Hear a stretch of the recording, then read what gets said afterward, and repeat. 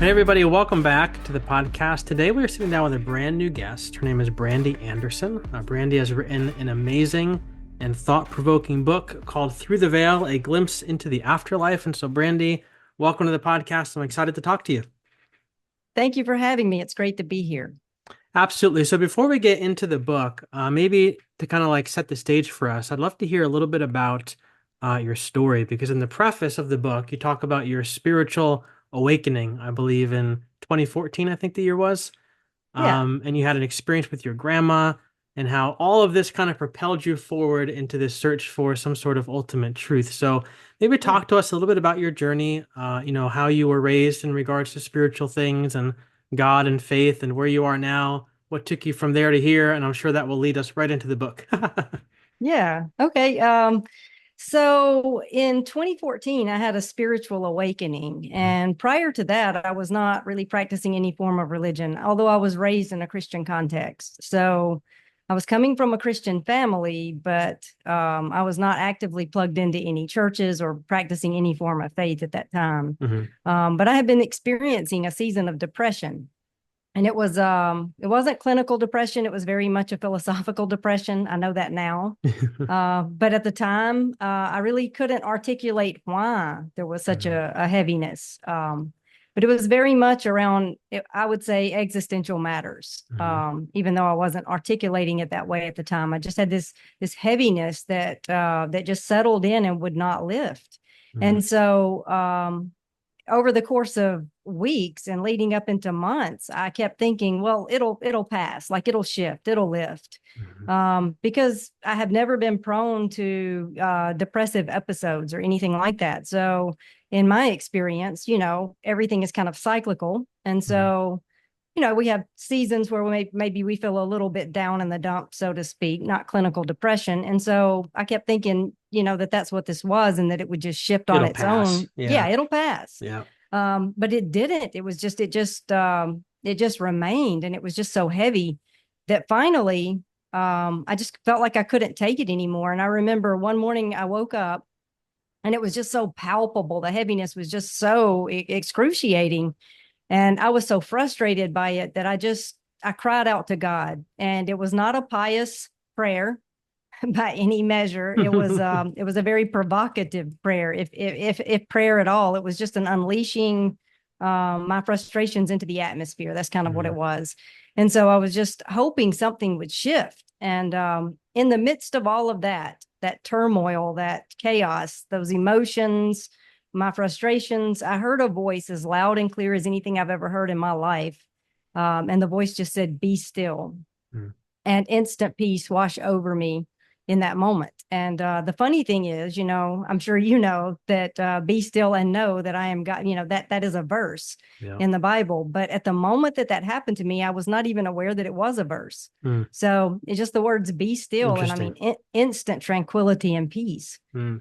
And I remember thinking in my mind, I was like, I know this is God, but I had no context for what had happened to me. And Mhm. so that set me on a journey of trying to mine out ultimate truth. I wanted to have some sort of framework or context to articulate what had happened to me, to understand or make sense of what had actually happened to me. And so, because I was coming from a Christian family, the only thing I knew to do was to plug into church. Mhm. I was like, that was God. I need some context. I need to understand what has happened here. Right. And so I'm like, I need to go to church. And so I plugged into a few churches over the course of a few years. And I just started just studying. And I mean, I poured in all the way. I was 100% all in. So, they have small groups and, Mhm. opportunities to serve and, all of these things in these churches, mainstream churches. And so like I plugged into all of it. If they said get in a group, I got in the group. I led the group. I did The all more of the the better, right? things. Yeah. Right. And basically what I was thinking is I had this experience where I had this peace that was indescribable. And Mhm. it really did change my life. And it lingered for weeks after that awakening experience, but then it dissipated because of we live our lives and we get caught up in our compulsions and the ego constructs and all such as that. So it did dissipate over time. And so in all of my seeking, I kept thinking that, maybe if I do this one more thing, or if I make this decision, then I will experience that peace. It'll be more of an unending Yep. peace. Yep. But nothing ever really hit the spot Mm. as far as mainstream evangelical Christianity goes. So, in all of that searching, I finally just came to a place where all of the mainstream answers to life's most important questions were just less than satisfying. Mm. And so I shifted from there into a more contemplative space, contemplative Christianity. So, more, experiential, less conceptual. Hmm. And from there, I was just really resting in the mystery of everything, just feeling a lot of peace and tranquility, and able to really heal some things in that space too, because that's the perfect place to do like shadow work. Once I had unplugged from that mainstream evangelical Christian, you know, church type situation, Yeah. I found a place where I was able to have more of an experience, a direct experience of the divine, which is more like what I had, had in my awakening, and more of that peace that I had felt. Yeah. And so while I was in that space, still very much, wrestling with some existential questions, but not in the same way. It was more of a peace about it, more of a I'm able to rest in the mystery, but I'm still able to engage and question some things, learn Hmm. and grow and evolve, um, as things would arise. But I was in that space when my grandmother died, and after she died, she found a way to communicate with us from the other side. And so that experience, that paranormal encounter, really served to connect a lot of theological dots for me and brought a lot of things into sharp focus, Mm. theologically for me. Mm. So I guess I should stop here and see if you wanted to how you kind of want to proceed with this conversation. Yeah, well, first of all, I'll say that just listening to your story reminds me a lot of my own story because, I grew up in a very evangelical world. So that was my upbringing. It's like all I ever knew. And so then I went to private Christian school, then I went to Bible college, I went to seminary. Like I was like the poster child for all the things. And I remember, loving like our systematic theology classes, and it was all about like head information, like Yeah. taking all these different verses and all these different ideas and putting them together to build these doctrines and these arguments about what we know about God and things like that. Then I got to this space in my life where I started to just rethink a lot of things. Like it just didn't feel satisfying to me anymore, given a lot of the other experiences I'm having in my life. And I came to this more contemplative place as well, where like I feel the embrace of the mystery of it all. Like I would never say the words I don't know when it came to God in the past, but now I'm Yeah. just like, I don't know, what happens with this? I don't know. What about this? I don't know. Just like embracing that mystery. And so I found a lot of peace in that as well. But one thing I would love if you could just tell, and I know you tell the story in your book about your grandma, but just to kind of give our listeners an idea of what this paranormal experience was like, because then Yeah. we'll kind of stem into the rest of our questions from there. Yeah, yeah, yeah. That's a good place to start for sure. But what you were saying about the I don't know, that's the thing about that I have experienced in evangelical church. It's very much certainty. Yeah. Oh, That is, yeah. is in how you need to be certain of what you believe.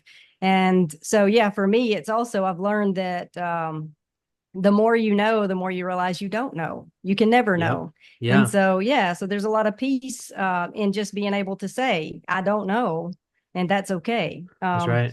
And I will But say yeah, too, going on that, what you just said, to people I've noticed from my old tribe, I'll say, don't always understand that. And I feel like I wouldn't have understood that either back then had somebody said it to me. And it's almost yeah, like you have to have your own experience with the embrace of the I don't know. Like I can't tell you, embrace the I don't know, embrace the mystery. You're like, you'd be like, no way. Like you have to, people said to me, you have to know, like, Second Peter, whatever it says, you have to have an answer when you're asked a question. You have to be able to do, you have to be certain of your faith. And I'm like, I just don't think that's what it means. But I've had this experience that I can't unsee. And I think that, yeah, it's hard sometimes when you are trying to interact with people from your past or from that world when they haven't had that same experience. It can be our frustration there. So anyway, yes. Yeah, totally. That's an excellent point because Yeah, it is about experience and we are on all different places in our journey. And that's right. so, yeah, so we're all living out our own experience for sure. Um, but yeah, so about my grandmother, so I should back up and say that when we are nearing the end of our physical lives, the veil between the spiritual and the physical gets thin. Hmm. And this is why people on their deathbeds often report to having seen, loved ones who have already crossed, people who aren't actually in the room, things such as that. Hmm. And at the point of death, at the time of death, this veil that is already thin opens entirely, creating what's called a portal. And the spirit just slips from the physical into the spiritual. And it's usually a split second phenomenon. And in my grandmother's instance, as she neared the end, she was seeing loved ones that weren't there, people who weren't in the room physically, Hmm. leading up to her actual death. Uh, but at the moment of her death, she was resisting. She was afraid to die. She had made that abundantly clear to us that she did not want to die, was not ready to die, Hmm. had fear around death. And so when she did cross, she resisted, and she resisted in such a way that she got stuck between the physical and the spiritual, and which would be what some people refer to as an earthbound spirit when people Hmm. get stuck. Hmm. But she wasn't stuck for very long. Uh, Pretty quickly, she realized her situation. She was unstuck. She was able to cross right on into the spiritual realm, but her portal remained open because of what had happened in her crossing. Hmm. So she found a way to be able to manipulate the physical realm, particularly the smart TV at first, in order to communicate with us. Hmm. And so the first thing that happened in the house where she crossed, she the television came on by itself, navigated to the search bar, and the word hello appeared in the search bar. And my family, who lives in that house, ran out of the house screaming in fright. They were I would have been horrified. like, Yeah. wait for me. Yeah. They were beside themselves. They called me. And I remember that day I was in a store shopping and they called me in tears. They were beside themselves. They were so upset about what was happening. And and I'm the voice of reason, very logical. And I'm like, oh, there has to be a logical explanation. Maybe there's some glitch with with the electronic device or whatever, or perhaps somebody has hacked the system and they're playing a Teenager prank. out there, Yeah, right? I'm thinking somebody's playing a prank here. Right. So they finally did go back inside, and they saged, they prayed, they cleansed in case it was something bad. And for a few days, nothing else happened. And then the next time that it happened, same thing. The television popped on by itself, navigated to search, but this time the word love appeared in the search bar. But they still were having no part of that. They ran out of the house again, screaming. Um, so it persisted. And as soon as they would be afraid, it would stop immediately. But then, in the course Mm. of a little time, it would happen again. And so finally, I was like, we need to engage with this and see what's going on because it's not stopping. It persists. It's frightening, you guys. My aunt actually moved out. It scared her to the point where she packed her bags and went and moved in with her son for a Mm. while. Mm. So my mom and I went to visit, and while we were there, I was like, we need to sit down and engage with whoever this is, and just be open and try to just determine what it is so that we can stop it from happening. Because in our mind, it was something that was intrusive and unwelcomed, and it was frightening the family. And I really thought that it must be a hacker. I really thought that someone in the physical realm was doing this in Mhm. some way. But as we engaged with the interaction, we sat down and we actually engaged with whoever it was. Um, Tentatively, we were a little nervous about it, apprehensive. It became quickly apparent that that whoever it was could not be someone in the physical realm, because whoever it was could read our thoughts in Mm. real time. Mm. And they also knew things that no person knew about each one of us. I mean, deeply personal things that we had not shared with anyone. Oh. And then when we realized that they were reading our thoughts, we actually said, we said, "Are you able to read our thoughts?" And it was my grandmother. She said yes, and I was like, "Well, what am I thinking now?" And I would think something, and boom, she would issue an immediate tell me what I was thinking. So that rocked us. We realized then, hey, this is not someone in the physical realm. It's definitely something spiritual, but is it Granny? That was the next question. So we continue to communicate tentatively still. And in the course of time, we determined that it was my grandmother based on the love and devotion that she has for certain family members. All of the communication, when she came back through, her primary reason, her motivation for pushing back through and communicating with us was to apologize for some past hurts where she felt like she needed to certain family members, and to address some destructive cycles in some family members' lives, and some mental health issues in another family member's lives in Wow. a way that would bring restoration and healing. She actually saved lives, I would say, Wow. in that instance. And so, yeah, all of the communication was deeply healing and comforting and just wrapped in love. Wow. Now, has your grandma since passed over to the other side of the veil, or is she still communicating with you?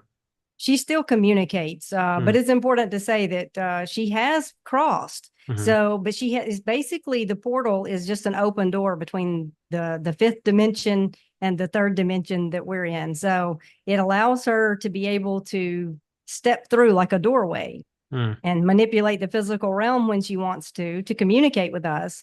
But then she can also slip right back to the other side of it and be completely in the 5D realm. Wow. So she is not stuck or limited in any way. She could come and go as she pleases at this point. Hmm.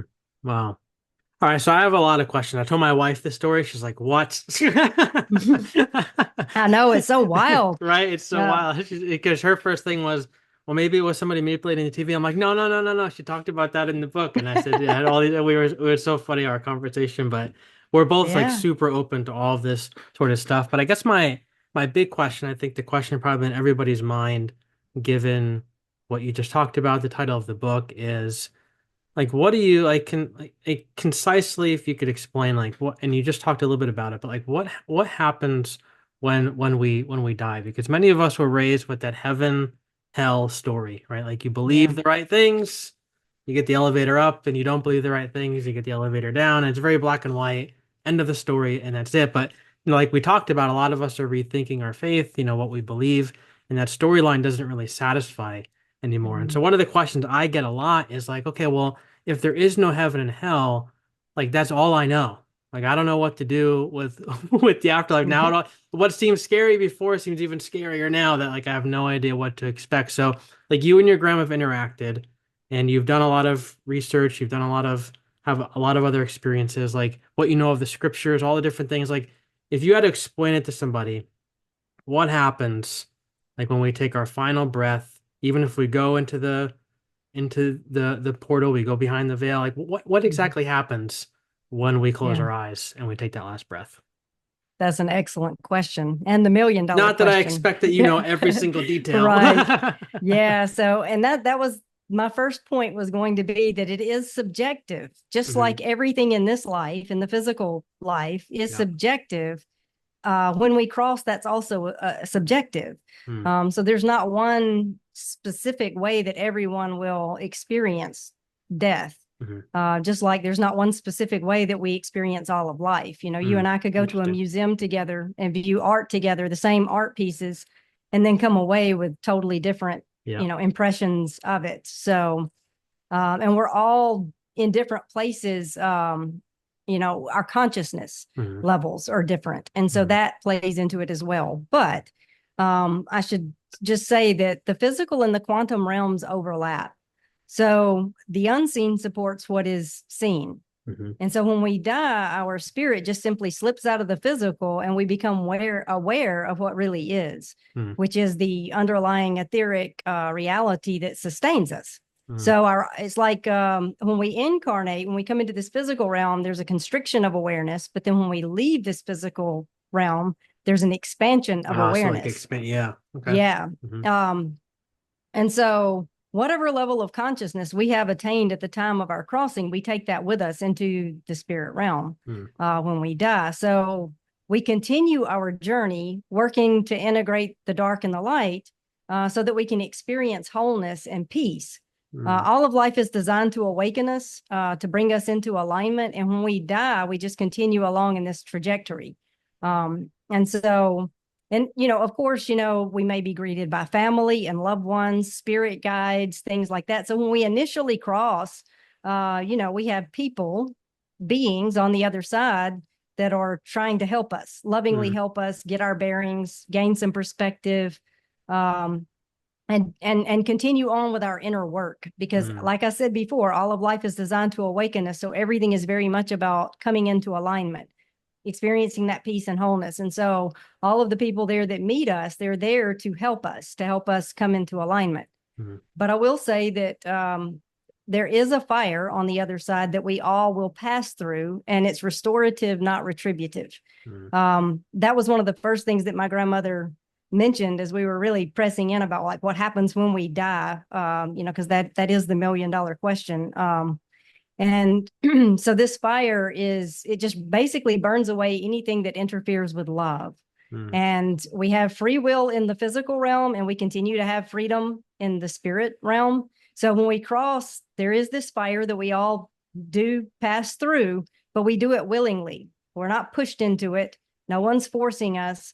And we go through it at our own pace. So the mm, length of time that it takes to go through it is also subjective because it depends on each person. mm, And it can be painful because it's like a laying bare of all of those ego constructs, the mm, things that hold us in self-deception, so to speak. All of that is incinerated in this fire. mm, So our inner reality determines our outer reality. As mm, above, so below, as within, so without.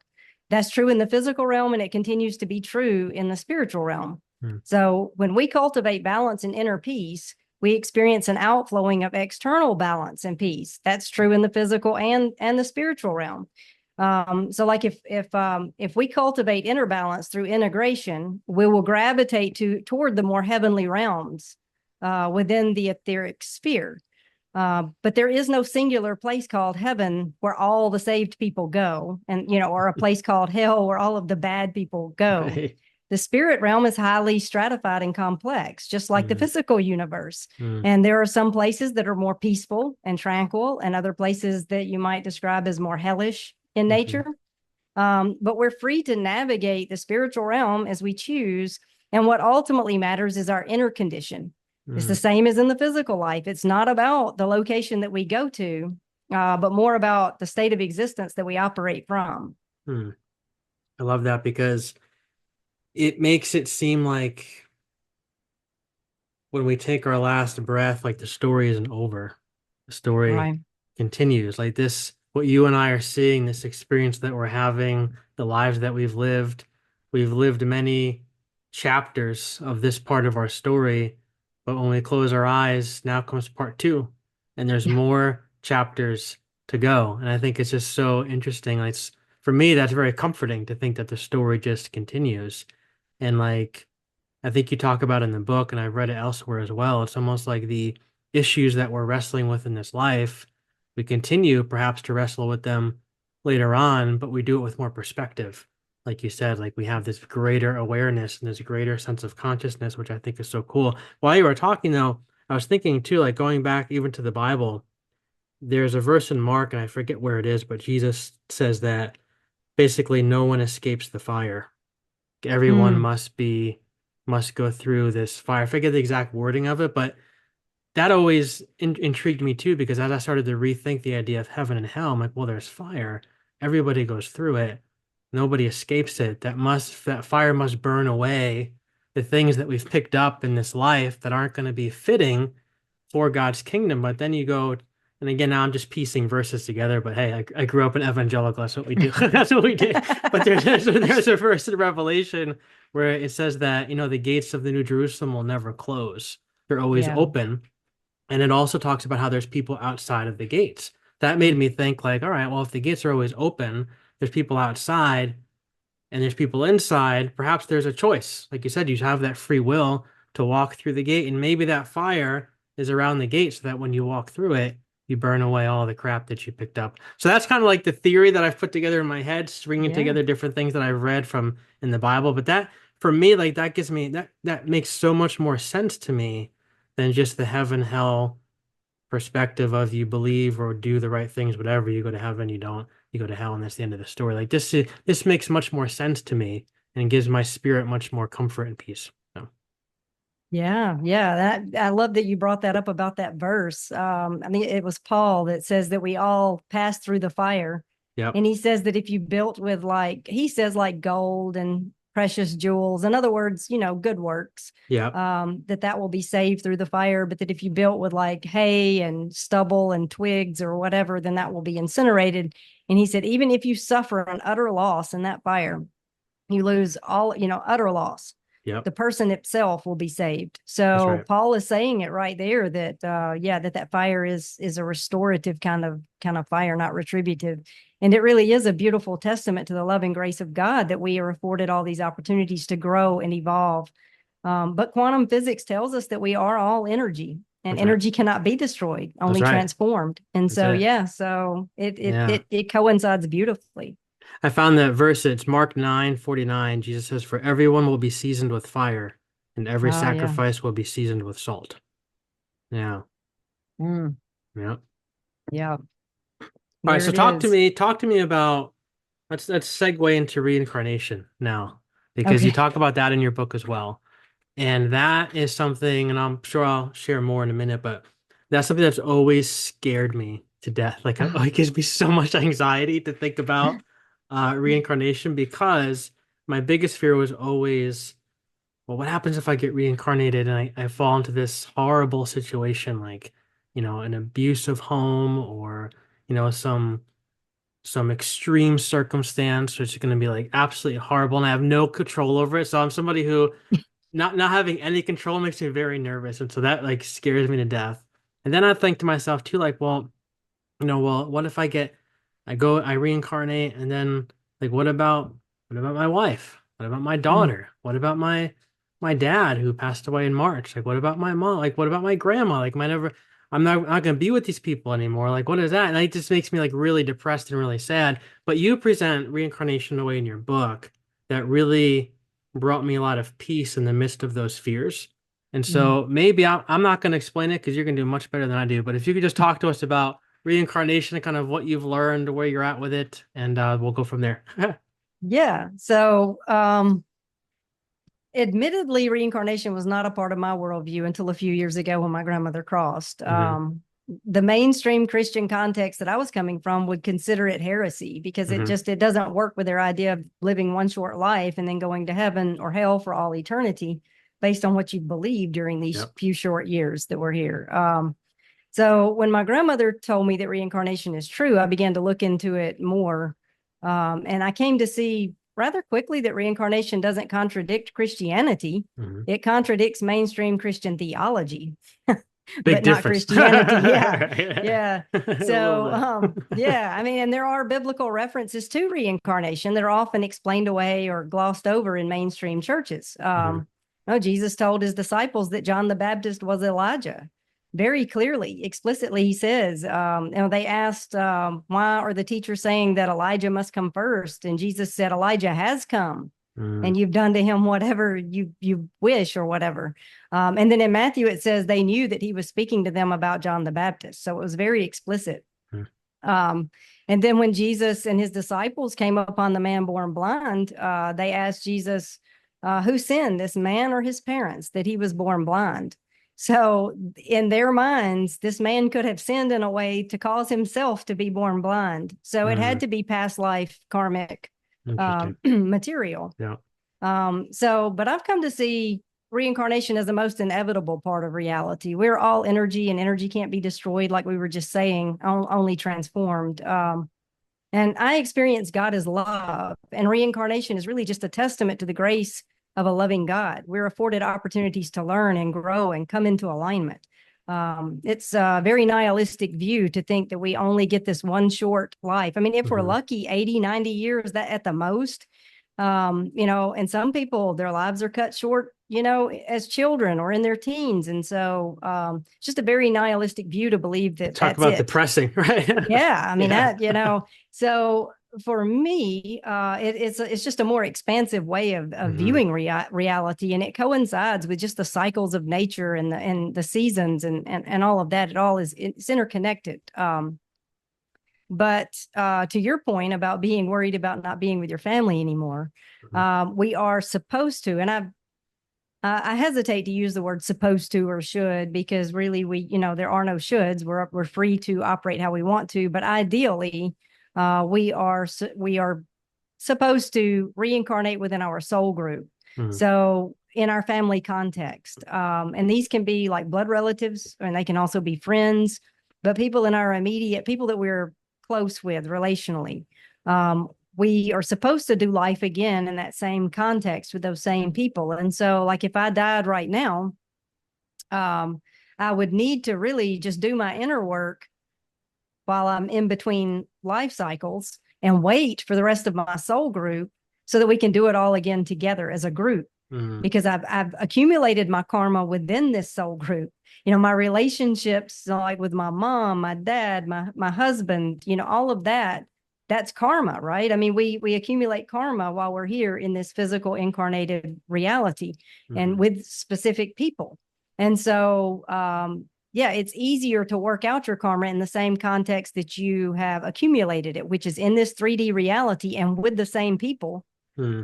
that you accumulated it. And so you could reincarnate away from your family before your time and come back too soon, but it would make things more complicated for you. Life would be more difficult. It would take you longer to come into alignment and work through all of that if you chose to do that. Hmm. But for somebody like yourself who, you're clearly you don't want to leave your family. So you wouldn't, because you have Hmm. that choice to remain and connected and to stay with them and continue your journey with that group. Hmm. Now, do the souls obviously like people pass away at different times, right? Yeah. And so do the souls come if they stay within the soul family, would they come back perhaps as different manifestations within the group? So like for instance, could someone come back like as a pet, maybe in someone else's mother figure or father figure, whereas the father figure, mother figure now is one of the children. Like, do they come back like in that kind of a sense, or do they, oh, is everybody always coming back in the same family dynamic, so to speak? Yeah. That's a great question. So according to my grandmother, animals are always animals and people are always people. So we Hmm. wouldn't come back as a pet. Hmm. But and even animals come back in their same species even. So dogs are always dogs, Hmm. cats always cats, that kind of thing. But we do not always come back in the same context. So a mother daughter could switch roles, and the mother could be the daughter could be the mother in the next life cycle. Hmm. um Age differences could be different. Hmm. So someone who was maybe older than you, like an older sibling or something where you looked up to them in one life, in the next life, maybe they're the younger one and you're the older one. Yeah. You can switch genders also. So like a husband and wife can switch gender roles, and they could have the same kids and just be reversed. Hmm. The whole point of reincarnation is to experience all of the aspects of what it means to be physical. And Hmm. so we can come back in all of these different contexts, and different, cultural context as well. And Hmm. like you were saying, you worried that you might reincarnate into a bad situation. Maybe a place where, you're starving, there's not enough food to Hmm. eat, or, just, there are some people who are, digging in dumpsters for peach pits to Yeah. eat. And I mean, what if you were Hmm. interjected into that, right? But according to my grandmother, it wouldn't matter because all of life is designed to awaken you. And so Hmm. you can awaken and circumstances can always change. So if you are born into like extreme poverty or abusive family, patterns, things like that, you can always awaken and you can always come out of that. And, Hmm. things can shift, things can change. It's not a static, everything's fluid, right? Hmm. But you would be continuing to do life with those same people Hmm. in those same relationships, but the context of it can fluctuate. Hmm. And you have the choice to enter into that. Is that correct? Because I Mm-hmm. think I read that in your book, and I've read that elsewhere that you, again, free will, like you're not forced to reincarnate, but if Yeah. you feel or you want, to continue working out your issues or the things that you're working through, you have the choice to do that. Is that correct? That's correct. It's Hmm. always a choice. Hmm. Yeah, we get to choose, and we choose with a lot of clarity. A lot of people, speculate in the here and now, like, oh, I would never want to reincarnate, or I definitely Get me want out to, of and I here. want. But yeah, but the thing is, I mean, and maybe they wouldn't. Right, That's the right. thing. I mean, that's clearly their prerogative. If they don't want to, they don't have to. But Hmm. when we cross, we see things with a clarity that we don't have in the Hmm. physical realm. My grandmother is able to see into situations and circumstances and people Hmm. with clarity. She can see into the heart of matters. She sees into the heart of people. She knows what people really feel, what they really think, their heart posture. Yeah. And situations are the same way. So her decision, like about whether or not she will reincarnate, is made from a full clarity.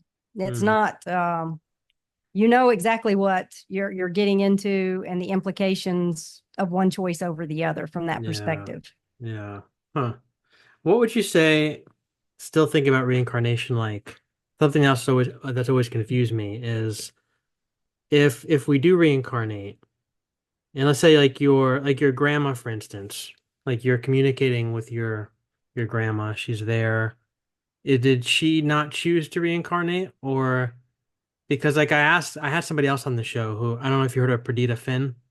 Mm-mm. Yeah, she does a lot of work with like ancestor work and things like that, and she's very well versed in all the stuff that we're talking about. And I asked her about reincarnation, and she said that basically it's like it's again it's about the mystery, but she said it's about like two things being able to happen at the same time. She's like you can be talking to me right now, but I can also be taking notes on what you're sharing. So I'm doing two things at one time. I said there's almost like this sense where on the other side of the veil, so to speak, that when we pass away, we're able to mysteriously do two things at one time. The spirit can still communicate with us while going on to do something different. So I don't know what your thought is about that. It kind of Yeah. confused me, but I wanted to ask you what you thought. Is it two things happening at once, or is it either or? Yeah. Yeah. I would say that our higher self is always in the spirit realm. Hmm. So, like, even now, your higher self is in the spirit realm. And that's how, like, your dreams, Yeah. there are a lot of insightful information that can come to you through your dreams. And Uh, it's coming from hmm. your higher self, that higher consciousness, that Yeah. part of you that is tapped into spirit. That makes sense. And so, while that is true, when we actually do cross, there are also, here's another thing, there are also alternate realities. So we Hmm. don't live in a universe, we live in a multiverse in reality. And so while we're here in this reality having this conversation, there are multiple other realities, parallel realities, where you and I are having our own experiences in these other realities running simultaneously with this one. So Yeah. there are past lives and there are also alternate reality lives. And so Yeah. all of that is above my pay grade. It gets Right. really, it's like, I mean, who could fathom? How can you even? And there are some things when I ask my grandmother, she'll say no say because there are no words. Yeah. She's like, I want to tell you, but I don't have words. There's no way for me to communicate what it's really like to you. Wow. Um, but when my grandmother, she remains at the portal so that she can communicate with us. Yeah. While it is true that she could move on into the beyond, which is just further into the spirit realm, that's what she Hmm. calls it, the beyond. Some people call it the further. Um, I don't know. It's just further deeper into the spiritual realm, further away from this physical Hmm. plane of existence. Hmm. So she could do that and also still remain with us, her family, in a way that she would be tapped into what was going on with us, Wow. able to maybe not really manipulate the physical realm so much, but maybe send some signs Hmm. if she wanted to, if she had the energy, but she would kind of be her consciousness would be with us, but then also in other places. Like she could, right now, she's able to be with all of us simultaneously. Hmm. Like she can see what's going on at my house and communicate that while speaking with my aunt by Hmm. typing on the television. So she's an hour away typing on the television an hour away, communicating things to my aunt, but also very tapped into what's happening in real time at my house, Yeah. inside a Huh. locked room. Yeah. So her consciousness, it can be multiple places at once, for sure. As Hmm. far as reincarnating, if she had actually reincarnated, she would not be able to communicate with us at that portal anymore. Hmm. She would still continue, like a piece of her consciousness would be with us in a sense, but not in that same way. That very um, palpable way, very literal way of communicating, that she's able to come through her portal and type words on the television. If she were to reincarnate right now, that would cease. Yeah. And Huh. also, if she reincarnated right now, it would be too soon, like too soon if she wanted to do life again with her family. Right. So she would want to wait until the proper time Uh, so that we hmm. all do it again as a group if she Yeah. were going to reincarnate. But she tells us that she doesn't want to reincarnate again. Hmm. Wow. All right. So last question for you. People who are listening might be thinking, can I speak to my loved ones who have passed away? Like your grandma, spoke to you, your ancestors around, something I'm asking, like, what can I do to foster a space where, my loved ones might be able to speak to me, more comfortable to speak to me, things like that. Because like I think of my father, and I've had so many instances where it's been so obvious to me anyway.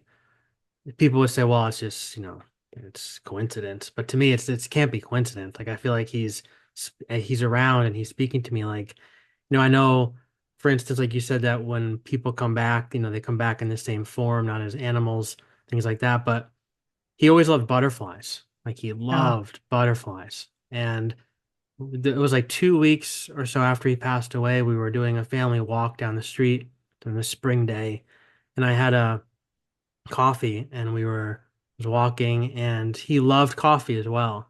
And I kid you not, this butterfly followed me around, swirling around my head. It was just all over, and it was sitting on my shoulder, and then it landed on my coffee cup, and its little antennas stuck its thing into a drip and was drinking the coffee, and it stayed wow. there for a good 2 minutes, and like I touched its wing and everything, and my daughter was like, "This is crazy!" Like she was so excited, and I was like, "Man, that's." I said, I think that might be Grandpa being around, showing us that he's here." And other times, like he loved Home Depot, and so right after he passed away, I went to Home Depot to get something, and his favorite song came on the radio randomly at Home Depot.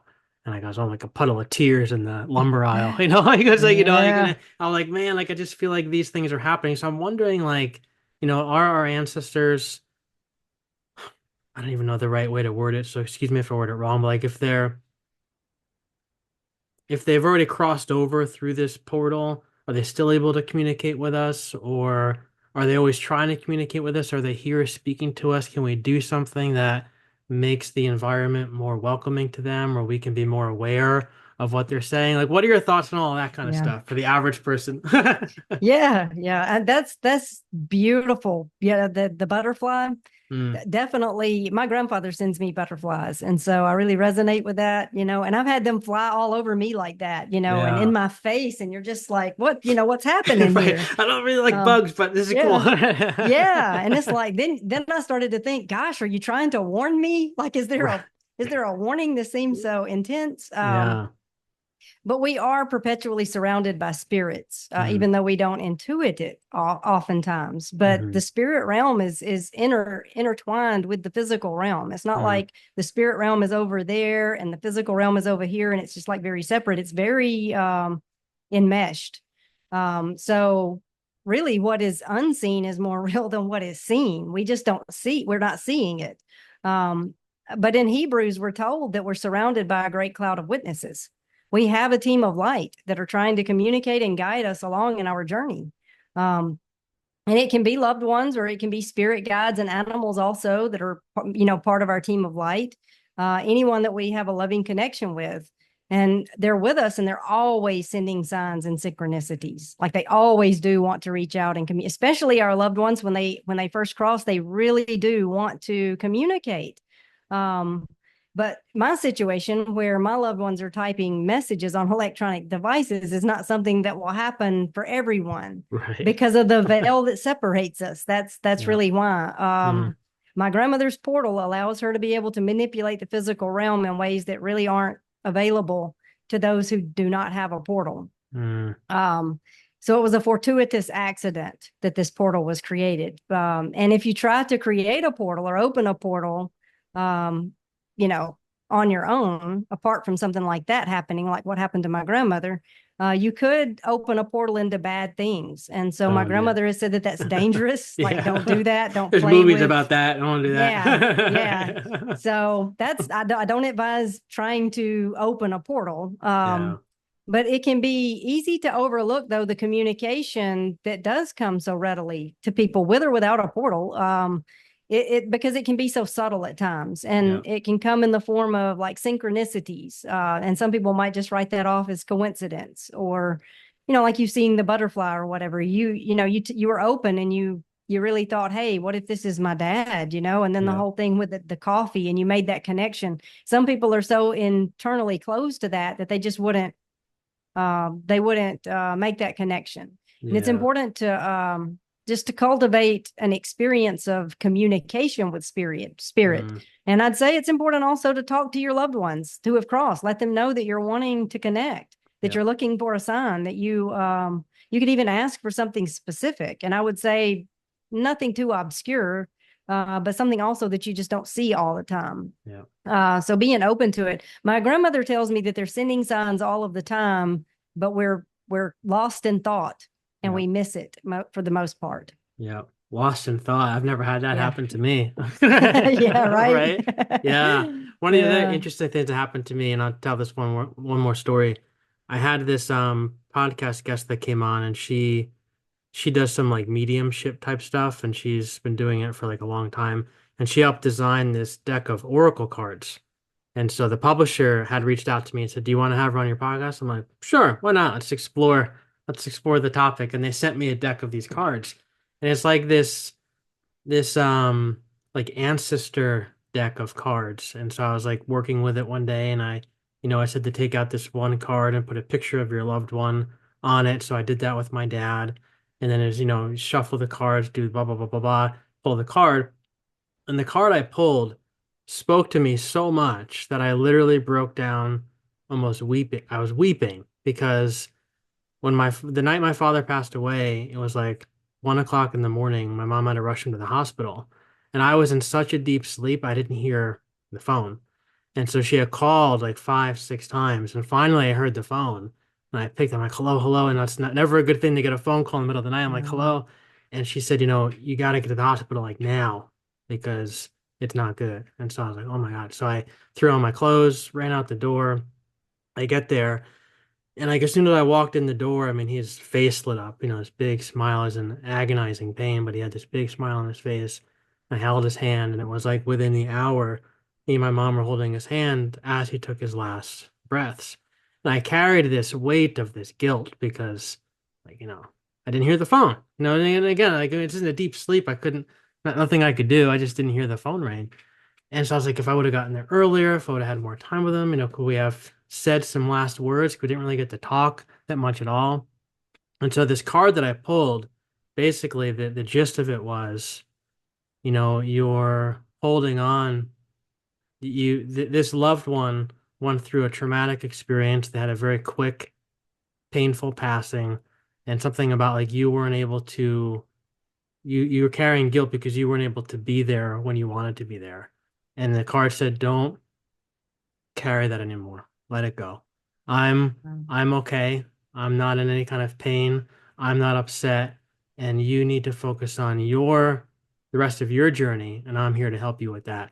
I was like, "Oh man, like there could not have been of like the 100 cards in this deck, there could not have been one that was more perfect for my scenario." But like it just gives me so much hope that like the relationship, like we said earlier at the outset of our conversation, this life doesn't just end when we close our eyes, but yet it continues in this very mysterious way where we're still very much connected to the ones who have gone before us. So yeah, that's it. absolutely. That's Yeah. beautiful. And they do know, like our loved ones when they cross, they are tapped in a way that they're closer than they were in life. Mm-hmm. So and they feel what we feel, and if we're thinking of them or have feelings associated with them, they feel that really deeply. Yep. It's visceral.